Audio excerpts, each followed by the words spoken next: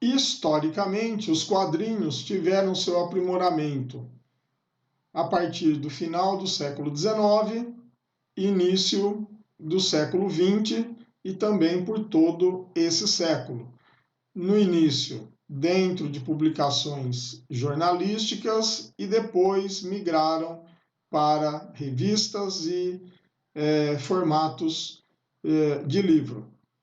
Durante esse aprimoramento, principalmente nos meios jornalísticos, havia um espaço para a publicação de quadrinhos e esses quadrinhos vinham na forma de tiras. Podemos entender uma tira como, ou as tiras de um jornal, como um loteamento retangular dentro dessa página, onde um autor desenvolvia seus personagens ou desenvolvia personagens que não eram dele, que muitas vezes não vinham dessa mídia de quadrinhos, vinham de livros, por exemplo. Nessa forma de publicação, que era basicamente diária, deveria haver uma nova tira todos os dias, alguns personagens se tornaram populares, como por exemplo Mafalda, Garfield, Recruta Zero,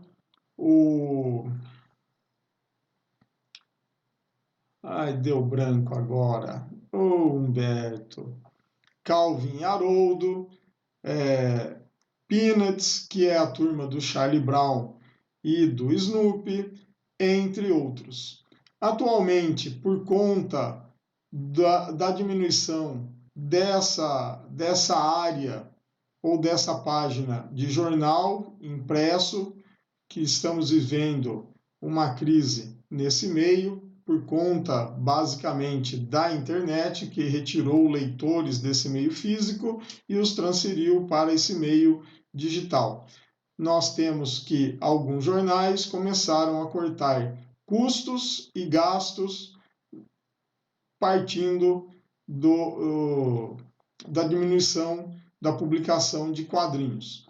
Alguns autores migraram para a internet e tivemos também muitos autores surgindo na internet e se tornando bastante populares por conta de páginas em redes sociais.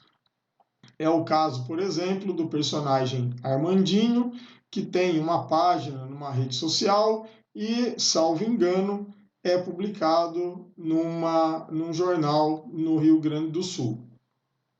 Algumas histórias ou tiras têm, além de cunho de diversão, cômicas, têm cunho de reflexão, são filosóficas e trazem temas variados que não aquele apenas para fazer rir um leitor. Aqui no Brasil, por conta da presença de vestibulares, nós temos que as tiras ganharam a oportunidade de estarem sendo utilizadas para a elaboração de uma redação e muitas vezes para a resolução de uma questão objetiva, onde o vestibulando deve pensar sobre o que está sendo tratado na tira e chegar a uma resposta que está ali em 4 ou 5 alternativas. Algumas tiras elas são em preto e branco, outras são coloridas, mas o seu autor deve ter um poder de concisão para que nesses 3 a 4 quadrinhos dessa tira ele consiga chegar ao seu objetivo. Qual é o objetivo? Fazer o leitor refletir ou então fazer o leitor dar risada. Temos aí tiras cômicas que dependem exatamente desses gaps ou desses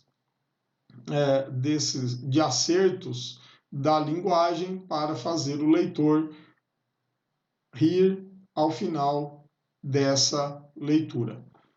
Algumas tiras elas não vão se enquadrar nessa publicação diária e também não vão se enquadrar nesse espaço retangular. Com o advento da internet, essas tiras ganharam espaço. O autor não precisa ficar esperando o dia seguinte para publicar uma nova tira. Ele pode publicar, se ele conseguir, 2, 3, 4 tiras por dia. Temos aqui uma tirinha com 3 quadrinhos do personagem Capirotinho, que se fosse num jornal tradicional, ele não estaria ali deste modo. Ele está ocupando o espaço de 3 autores. Então, a internet ela permitiu, principalmente com a questão do rolamento de página, vamos dizer assim, uma tela infinita, o autor pode brincar com essa mídia e mexer na ordem dos quadros da sua tirinha.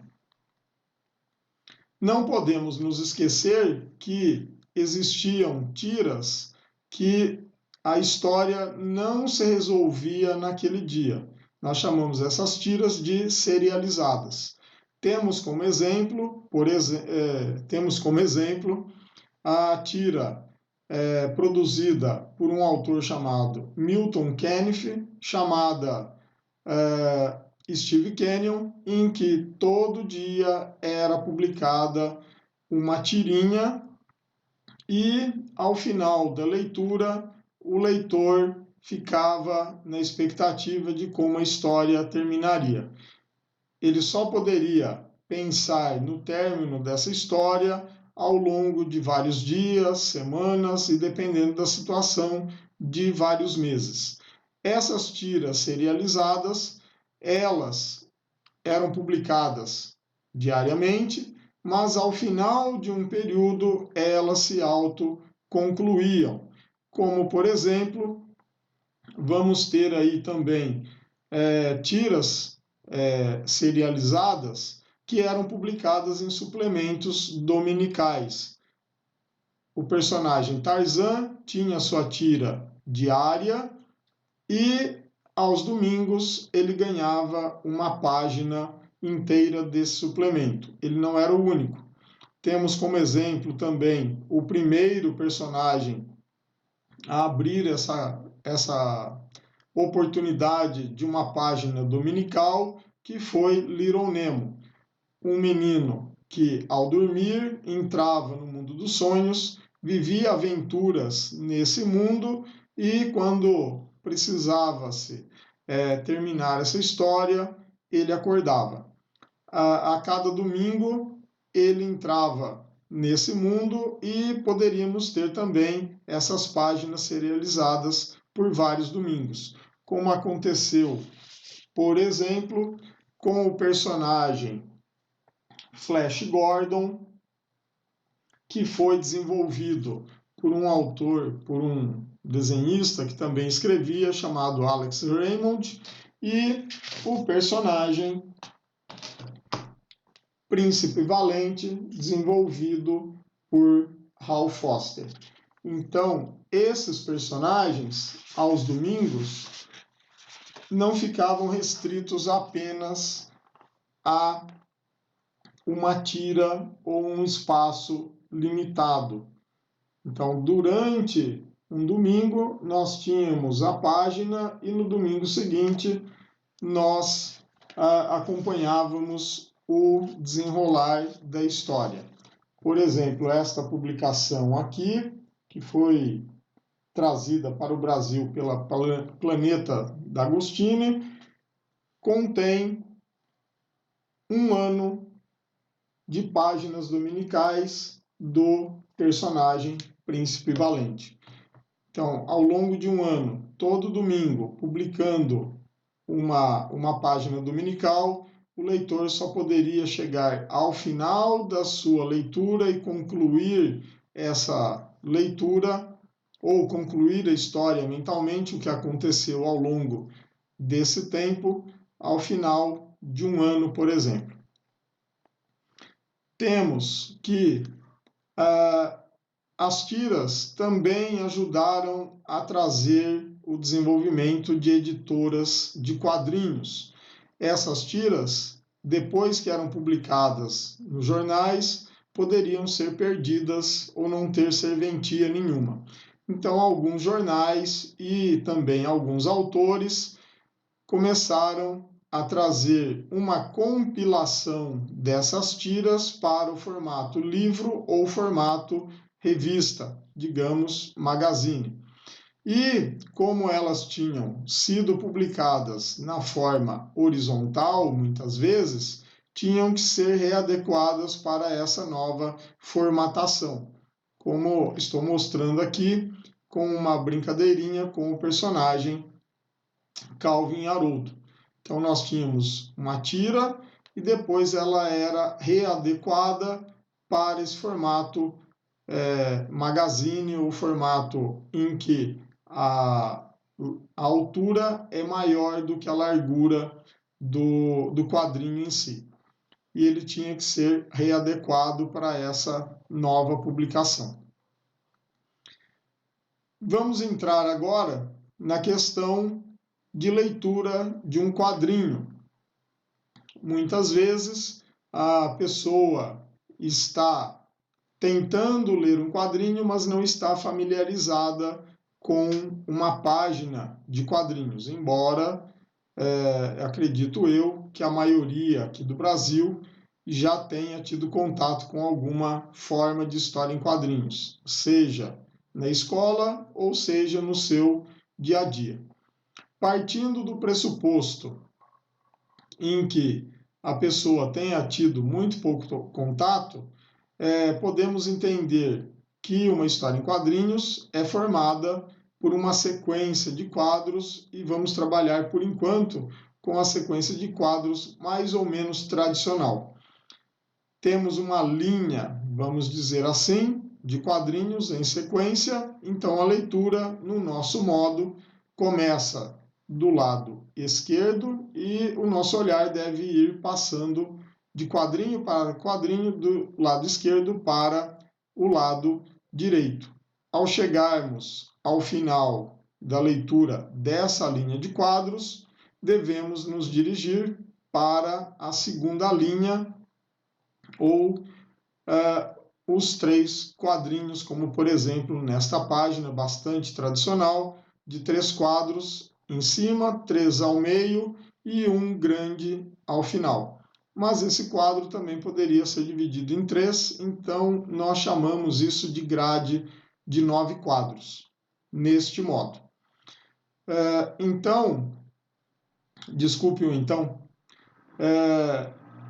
Vamos começar na linha de baixo, novamente a ler da esquerda para a direita. Chegando ao final, nos dirigimos para o quadrinho da linha inferior e novamente da esquerda para a direita. Se vocês estão reparando, forma-se um Z. Esse é o nosso modo de leitura tradicional, uma leitura em Z quando estamos lendo quadrinhos publicados na Europa, Estados Unidos, Brasil, aqui na América de maneira geral. E na África também.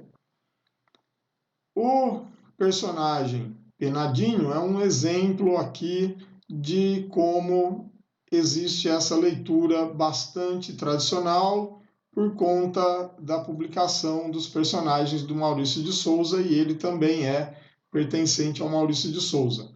A nossa leitura, ela segue os personagens, mas também segue a questão da disposição dos balões. É um modo bastante didático, desenvolvido aí pelo Maurício de Souza e sua equipe de quadrinistas, para fazer com que o leitor não se perca na leitura de uma página ou de uma história em quadrinhos. Como podem notar, temos aí novamente a questão do modo Z de leitura.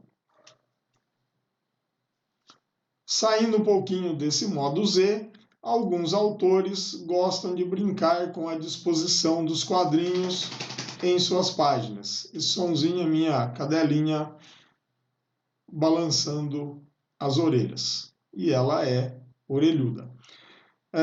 Vamos ter aí, nessa página de 300, de Frank Miller, ele utiliza uma técnica cinematográfica e os quadros não se dispõem na ordem que estamos acostumados a pensar em linhas, como já vimos anteriormente aqui nesses dois exemplos. Começa com um pequeno quadrinho inserido dentro de um quadro maior à esquerda. O nosso olhar se dirige do quadrinho para o recordatório. Terminando o recordatório, nós vamos para as imagens que estão logo abaixo e o nosso olhar vai ser direcionado para a direita. Chegando ao final desses canches, que são onomatopeias, o nosso olhar é direcionado para baixo e começamos a fazer uma leitura para cima e terminamos com um único quadrinho logo abaixo desse ponto de visão.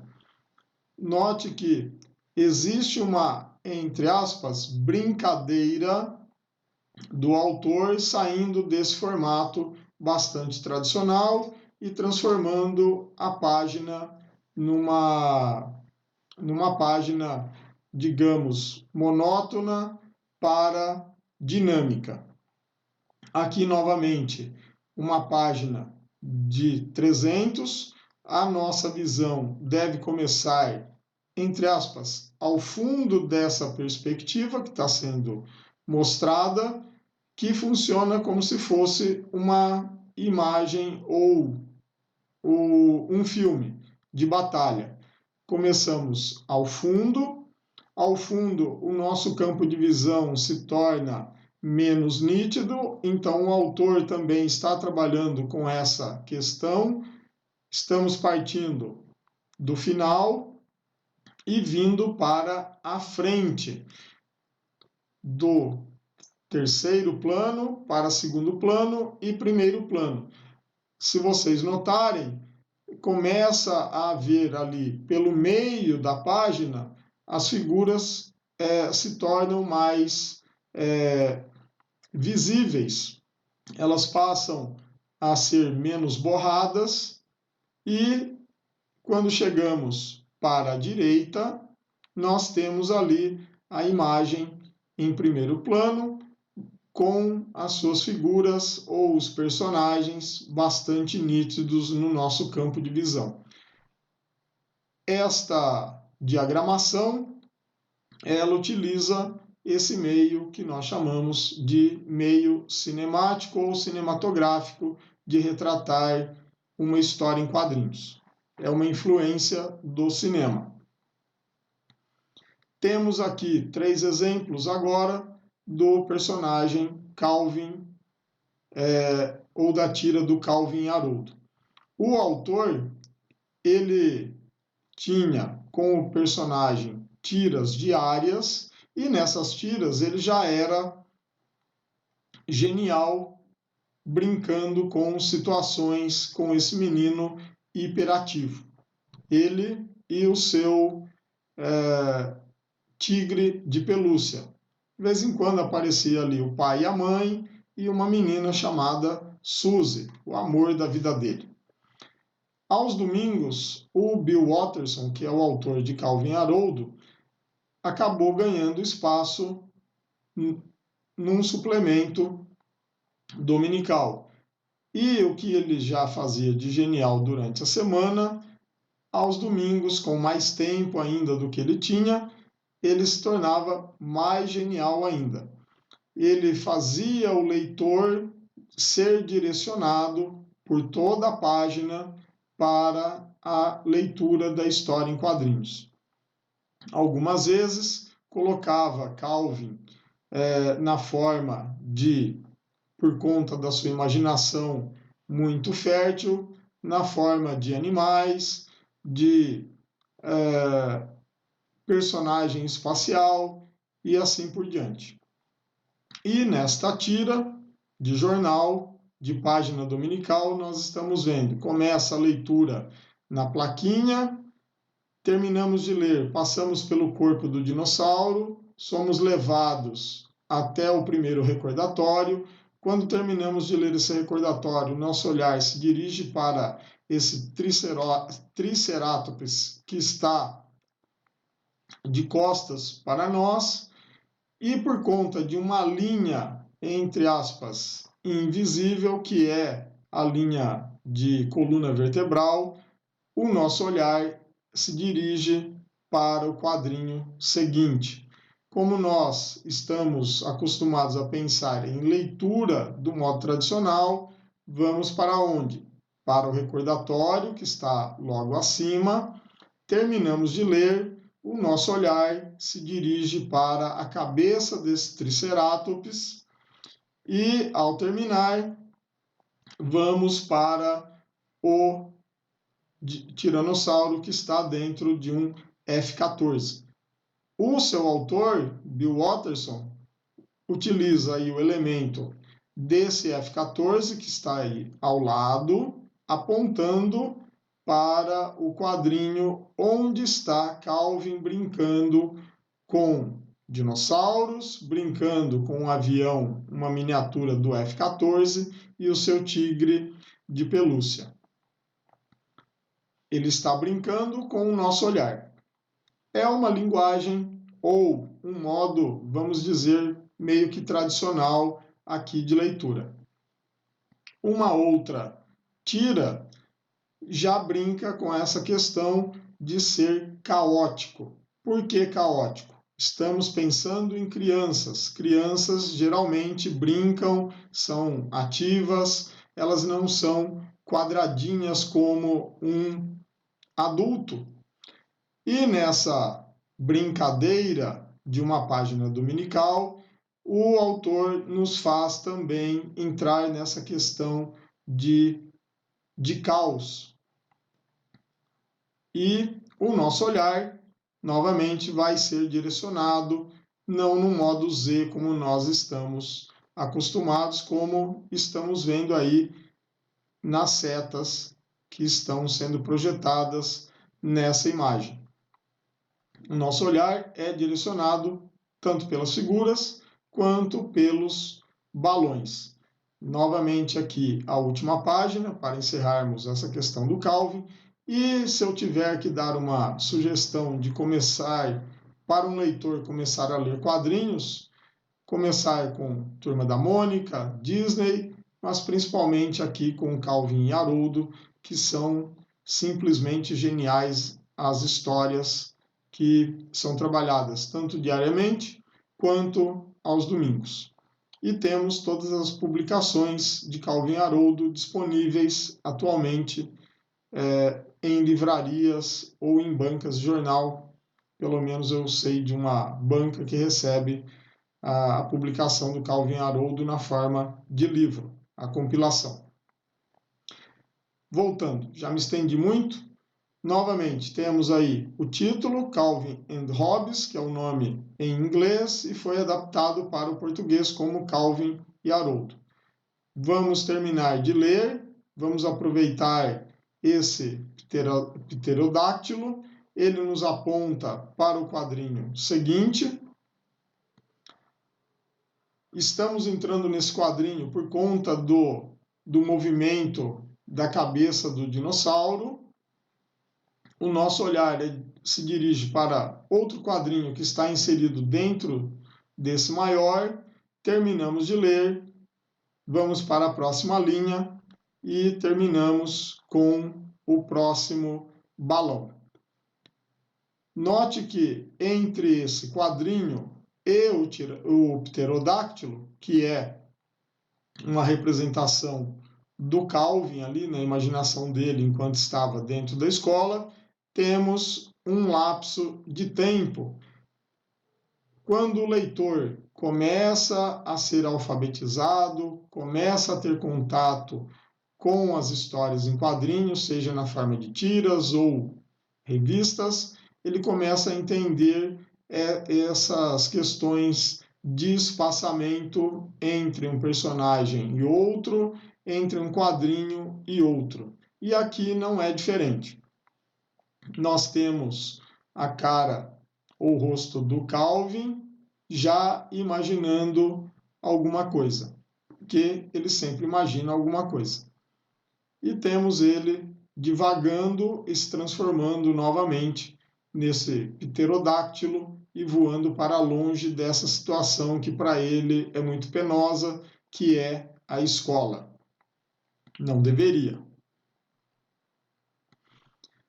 Outra questão de ordem de leitura, não podemos deixar de comentar os mangás e também os manhwas. Mangás são histórias em quadrinhos publicadas no Japão e manhwas publicadas na Coreia.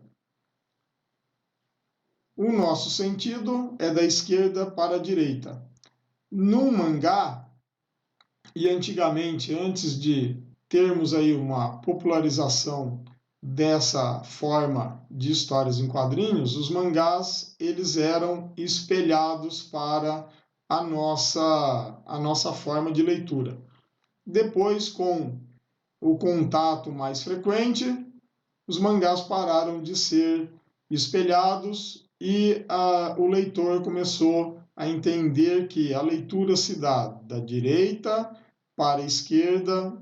Então, temos lá o primeiro quadrinho, que é a primeira linha dessa leitura. Terminamos de chegar à esquerda, vamos novamente para a direita e assim por diante. Nessa questão, não existe o formato Z. Podemos chamar de um formato S de leitura nessa mídia ou nessa história em quadrinhos ou nessas histórias em quadrinhos orientais. Quais são os elementos que fazem parte de uma história em quadrinhos? Estávamos vendo a questão da leitura, mas precisamos entender que os quadrinhos são formados de elementos.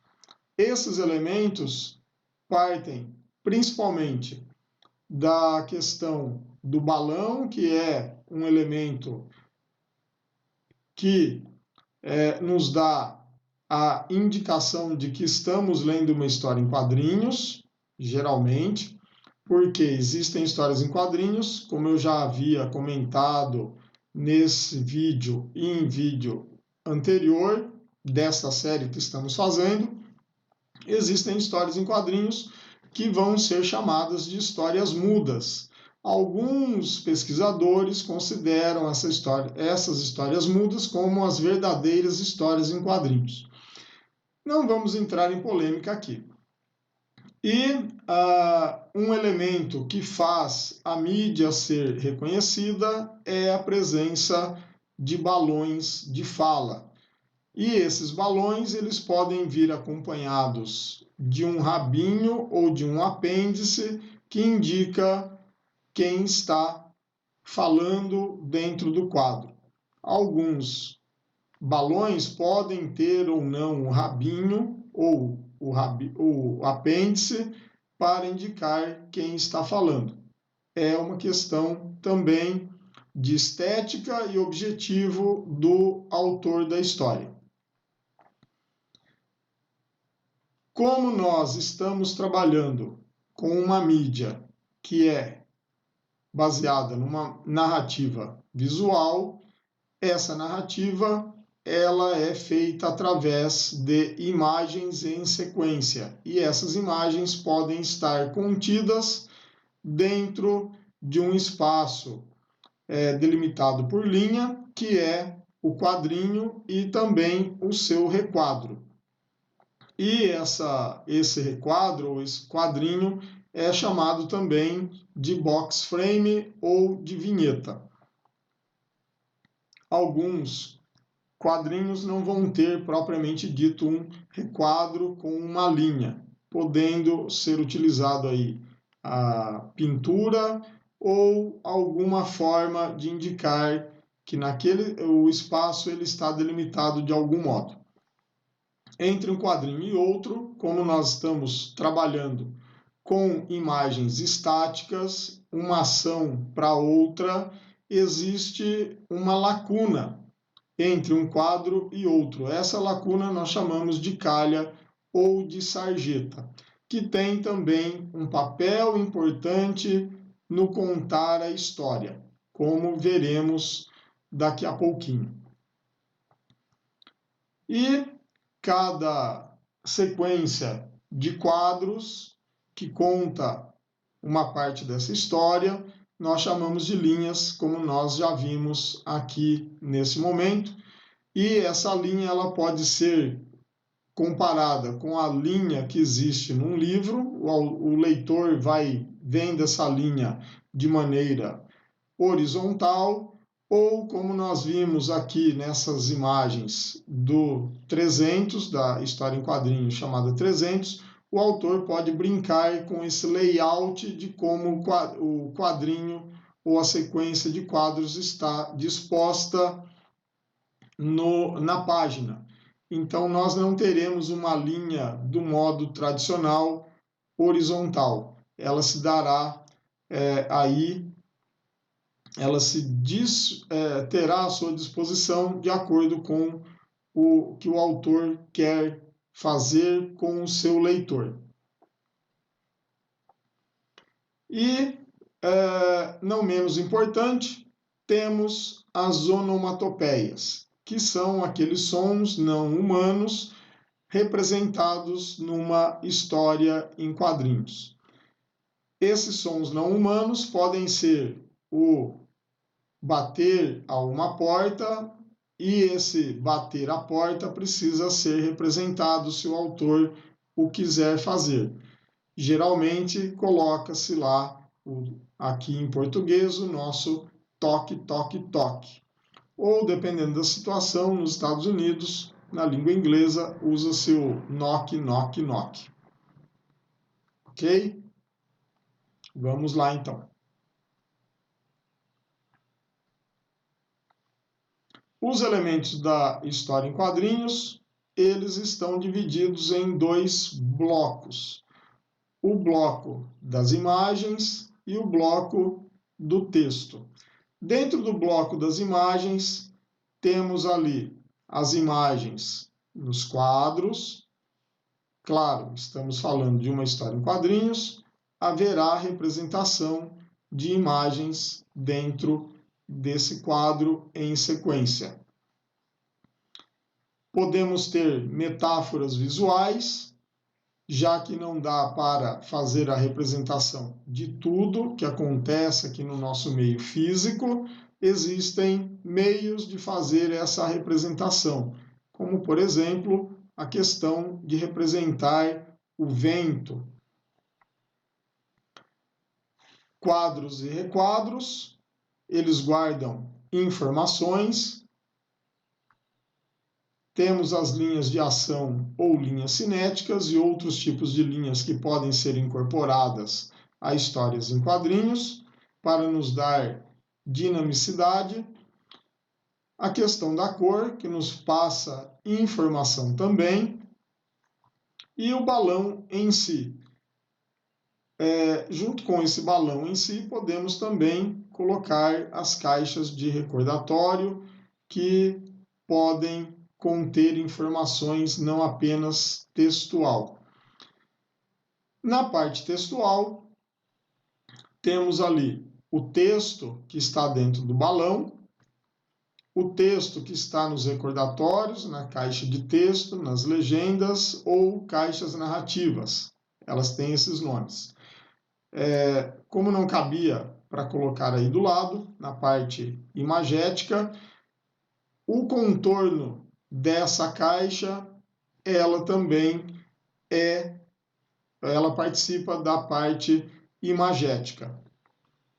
Temos aí as onomatopeias, que são representadas por letras, que vão representar sons, e as interjeições, que são aquelas questões de fala humana, para nos dar, por exemplo, a sensação de surpresa, a sensação de dor.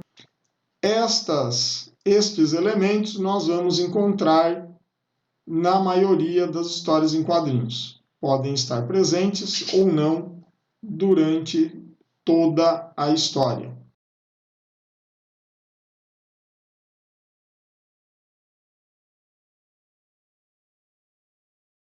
Como vimos, uma história em quadrinhos, ela é composta de elementos visuais ou imagéticos e elementos textuais. Como vocês estão observando, nesta página de quadrinhos, temos uma parte desses elementos. Os elementos visuais ou imagéticos vão ser representados pelas ações desenvolvidas pelos personagens, que estão congelados no tempo e no espaço, dentro de um quadro. Esse quadro pode conter ou não essa margem que nós chamamos de requadro, e os elementos textuais vão ser representados por balões, recordatórios, onomatopeias e interjeições. Nem todos esses elementos vão estar presentes numa página ou numa história em quadrinhos. Vai depender da intencionalidade dos autores ou do autor para narrar a sua história. E também para fazer com que o leitor se sinta inserido dentro dessa própria história. Esses elementos, como nós vamos ver a seguir, têm simbologia e têm significados próprios para fazer com que o leitor receba a mensagem e também consiga decodificar essa mensagem. Veremos isto a seguir e entenderemos quais são as possibilidades de cada elemento dentro da narrativa que nós chamamos de histórias em quadrinhos.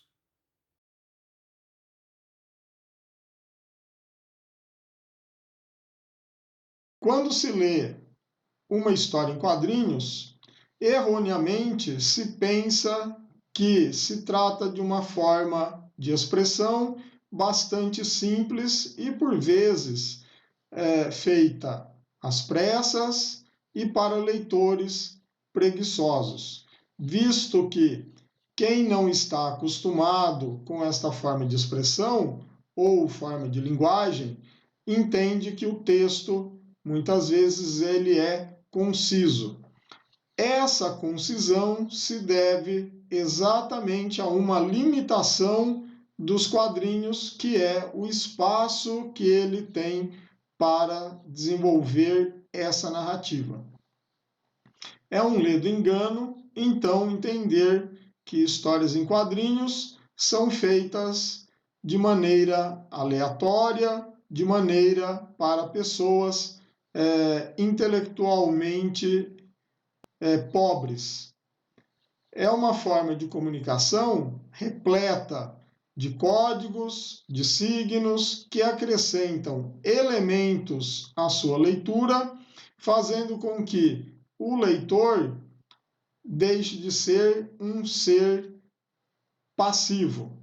Ele passa a ser um ser imersivo na história, diferentemente do que acontece, por exemplo, no cinema, onde apenas nos sentamos e assistimos o filme numa tela ou na tela da televisão.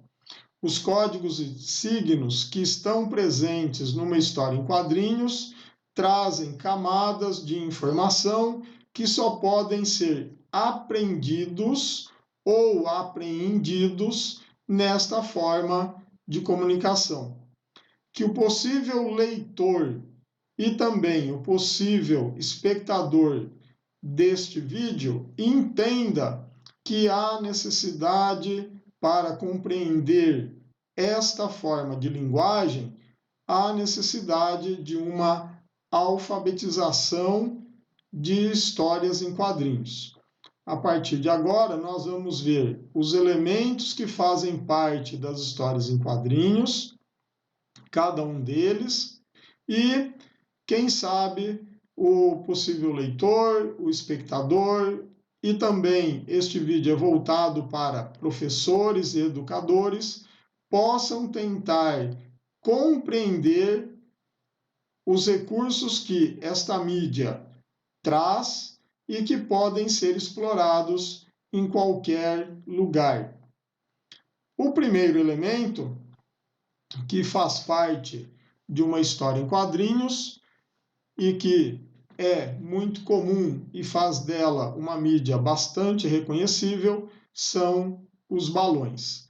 Para que servem os balões? Eles estão relacionados com a comunicação que temos numa história em quadrinhos, de fala, pensamento, formas de como essa fala é produzida, na forma de grito, na forma de sussurro, se ela está sofrendo interferência de aparelhos, como, por exemplo, a mudança de voz num aparelho, num rádio, por exemplo, num walkie-talkie, e também podemos fazer com que vários personagens digam a mesma frase ao mesmo tempo, em tipos de balões que nós chamamos de balões uníssonos.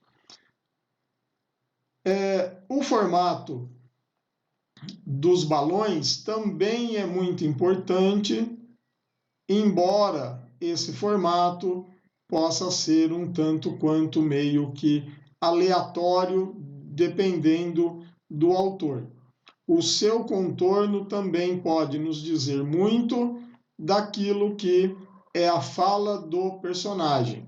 Embora não estejamos ouvindo literalmente o personagem, quando um leitor tem muito contato com uma série em que temos personagens comuns a essa série, que eles não saem ou são quase que perenes, porque eles podem também morrer nessas séries de quadrinhos, nós, leitores, começamos a elaborar no interior da nossa mente tipos de vozes para esses personagens. Um personagem não tem a mesma voz que outro.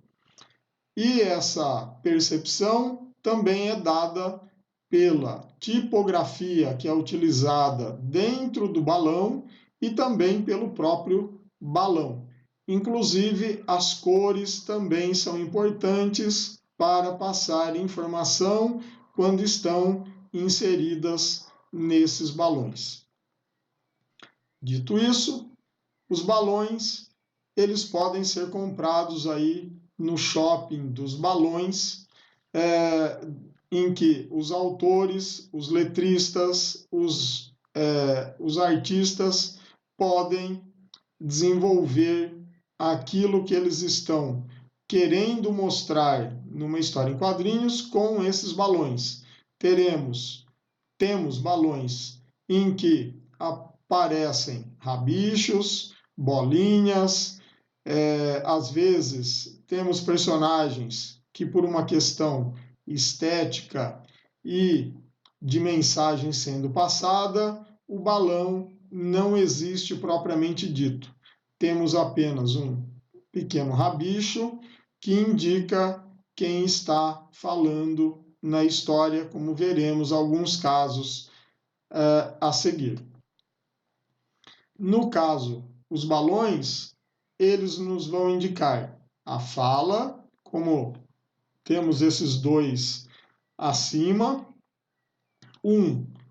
O da esquerda é de fala individual, o da direita indica um balão de uníssono, ou seja, 3 personagens estão falando a mesma coisa. Logo abaixo à esquerda, temos o balão de pensamento, que geralmente é um balão que vem na forma de uma nuvenzinha com bolinhas indo em direção à cabeça de um determinado personagem. Atualmente, em quadrinhos, o balão de pensamento é utilizado mais comumente em personagens, desculpe, cômicos ou infantis. Temos, principalmente, em histórias mais adultas, o balão de pensamento foi substituído por caixas de recordatório, como nós veremos também a seguir. E se um personagem quer gritar, geralmente o balão ele não tem essa forma redondinha, sendo que ele é espetado para fora, como quem diz que aquilo que está sendo falado está explodindo para fora desse balão ou está se dirigindo para fora desse balão. Nós temos aqui uma página de uma graphic novel chamada Electra Vive, que já foi mostrada, inclusive, anteriormente na primeira parte deste vídeo, e temos ali os balões de fala.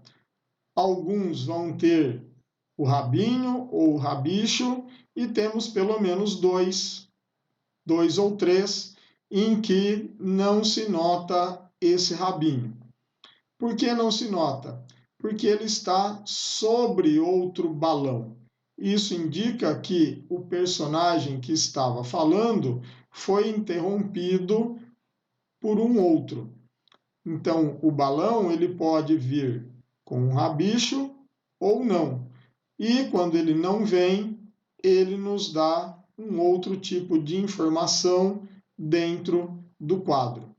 Nesta história, como dá para notar, como o ambiente está escuro, o que nos dá, por exemplo, a indicação onde está o quadro, onde ele começou e aonde ele terminou, é dado exatamente pela forma dos balões e também com as pinturas dos personagens. Temos aqui uma outra história chamada Moonshadow, retirando uma página dessa HQ. Vamos notar aí nos 3 primeiros quadrinhos em que há uma fala, e essa fala temos uma tipografia bem específica para um personagem, e como esse personagem ele dá a intenção de que parece estar gritando, além da tipografia, nós temos o formato do balão todo irregular para fora, dizendo que a fala é estridente e tem que ser ouvida em todos os cantos desse cenário que foi montado. Nesta página de Star Trek, uma história em quadrinhos baseada na série de televisão, nós temos o balão, embora tenha essa intenção parecida com o balão de grito, nesse caso foi utilizado para simbolizar a interferência na voz por um aparelho de comunicação. O restante dos personagens nesse ambiente conversa normalmente, e os balões representam essa normalidade de oralidade ou de fala. Na história Watchmen, nós temos, por exemplo, um personagem chamado Rorschach. Enquanto ele veste essa máscara, a sua voz fica um tanto quanto gutural. E o balão, ele acaba representando esse efeito da máscara sobre a voz do personagem. Quando se retira a máscara, o balão dele volta a ter mais ou menos a característica dos outros indivíduos que estão em cena, como, por exemplo, este balão que representa aí a fala de um outro personagem que está conversando com ele. Temos também, nesta história chamada Ronin, por ter uma estética baseada ou calcada em mangá, o autor utilizou os balões dessa história com a estética de balões de mangá. Esta página retirada, esses dois quadrinhos com dois personagens conversando, foi retirada de uma série chamada Sandman. Nós temos à esquerda o personagem que é o dono da série, chamado Morpheus ou Sonho. Foi criado um tipo de balão para ele, comparado com outros personagens que aparecem durante a história. Então esse balão ele é cheio de voltas, ele é preto com uma borda branca. E tudo que o personagem diz é representado por esse tipo de letra em branco. Do lado direito nós temos esse personagem chamado Bastet, esta personagem chamada Bastet, que é uma deusa egípcia, e foi criada esse balão para representar como se fosse um gato falando. E a tipografia também vai nos remeter a essa mitologia egípcia. Note então que um balão ele pode ser tradicional, com letras ou a tipografia em caixa alta, mas também podemos criar tipografias para simbolizar as vozes do personagem e os tons de voz que ele coloca na sua fala. Temos aí, nesse quadrinho da Bastet, palavras em negrito. O I, hides, I e logo abaixo, that be. Estas palavras, elas estão em negrito para dar ênfase durante esta conversa dos dois personagens. Ficando ainda nesse personagem Sandman, foi lançada uma história em quadrinhos, também com ele, como se fosse voltando a primeira história. Antes dele ser publicado pela primeira vez, fizeram uma prequel. E nesta prequel, ele, durante a história, vai parar naquilo que nós chamamos de nexo temporal e encontra versões dele mesmo de outras realidades, de outros tempos. E cada um desses Morpheus ou desses Sandman que conversam com ele tem um balão e tem uma tipografia associado a ele, e também podemos notar cores dentro desses balões para nos dar exatamente quem está falando, a separação de falas. Numa história também do autor de Sandman, chamado Neil Gaiman, ele criou, utilizando um personagem da DC Comics chamado Orquídea Negra, ele criou uma história para ela, digamos que meio que de origem, e o personagem Batman aparece durante a história. Nessa página que está sendo, ou pelo menos num trecho dessa página que está sendo mostrado para vocês, o Batman ele está com uma tipografia mais tradicional, daquilo que nós conhecemos da tipografia dos quadrinhos, mas o seu balão, novamente, ele está preto, com uma borda branca, e a letra tem que ser branca para poder ser enxergada ou ser vista pelo leitor. A estética aqui trabalhada é a questão do personagem ser soturno, ser noturno também. O Batman geralmente surge durante a noite. E os balões da personagem Orquídea Negra, todos eles têm a cor lilás, com a tipografia também digamos, meio que tradicional. Notem, por exemplo, que temos também um balão aí no último quadrinho, logo abaixo, e esse balão não apresenta rabicho.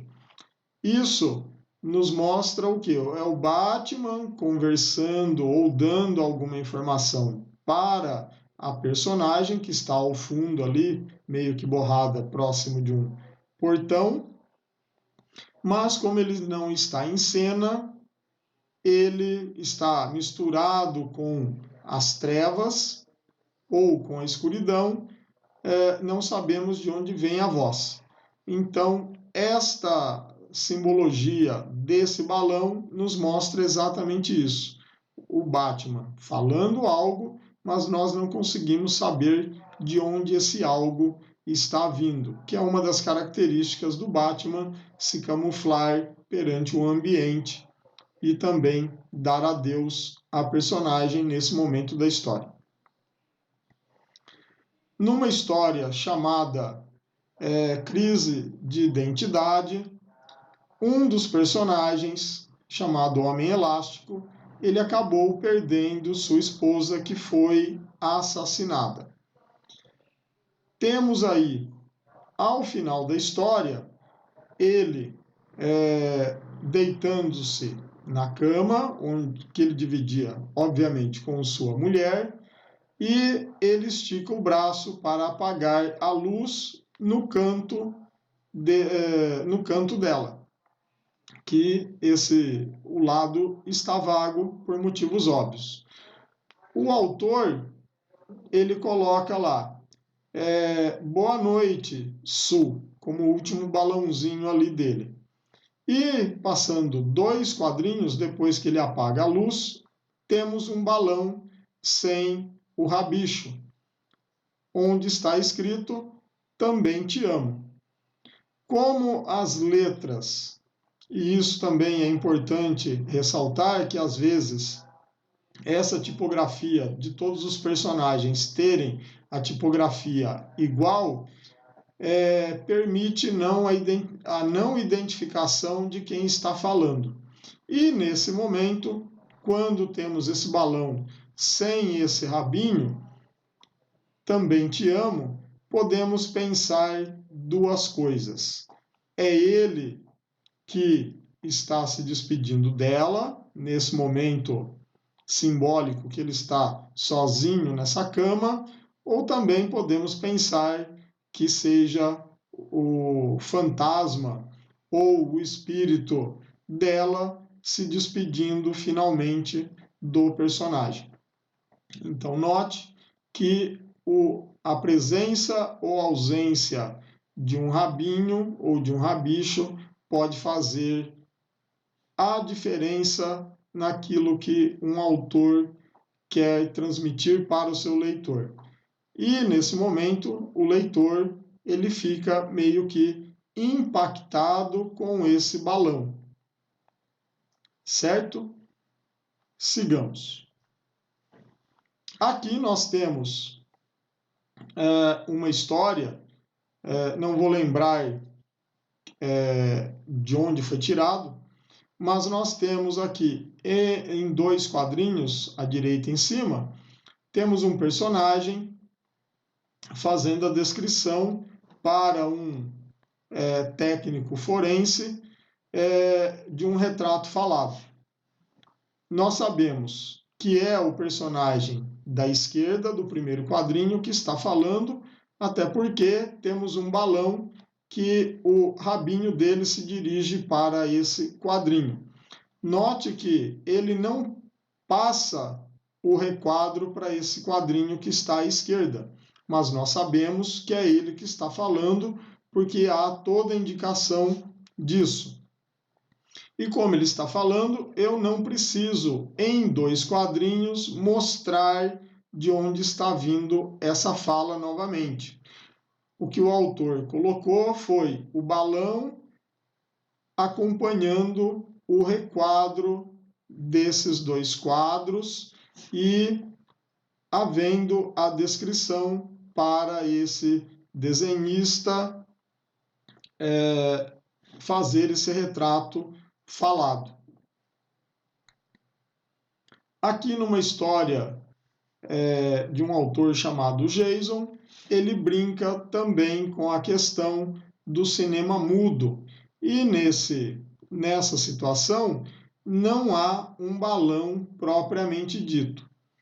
Em alguns pontos da história, o quadro ele é pintado de preto e a fala do personagem é colocada em branco durante esse expediente que ele faz uso durante esta HQ. Aqui, novamente, uma história contendo Batman e o Coringa, chamada Asilo Arkham. Novamente, temos o Batman com os balões com linha branca, o interior preto e as palavras em branco. Podemos notar, por exemplo, que o personagem Coringa, que se encontra na cena ou nas cenas, ele fala, mas ao redor do que ele fala não existe o contorno do balão. O que nós temos aqui é apenas um rabicho apontando para essa tipografia que remete a uma questão caótica, e também essa tipografia ela foi feita à mão e torna essa fala uma fala estridente, expansiva, por conta do balão não existir propriamente fisicamente no quadro. Aqui, novamente, dessa história em quadrinhos, note, por exemplo, que os outros personagens eles vão ter os seus balões com o contorno e o rabinho apontando para eles. Enquanto, novamente, o personagem Coringa não tem esse contorno. E no primeiro quadrinho, temos ali uma imagem na televisão e o quadrinho simboliza exatamente esse tipo de situação em que a fala humana sofre interferência de um aparelho eletrônico.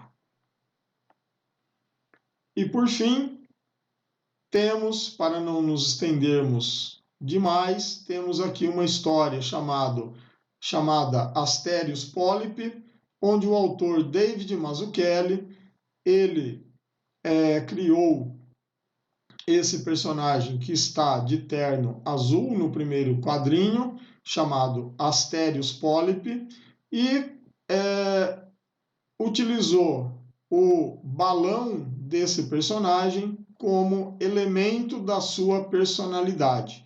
Ele é um cara muito certinho, metódico, que não expressa muito bem suas emoções, e tem uma namorada que está, inclusive, nesse primeiro quadrinho.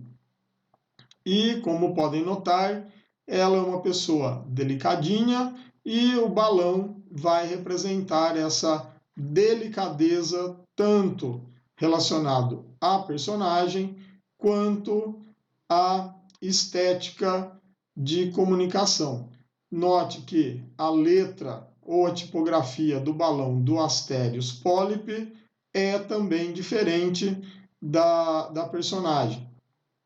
Quando ela fala, nós temos aí essa tipografia mais manuscrita, enquanto ele é aquela ideia de caixa alta, e aquilo que vai ser passado para o leitor pelos balões tem informação.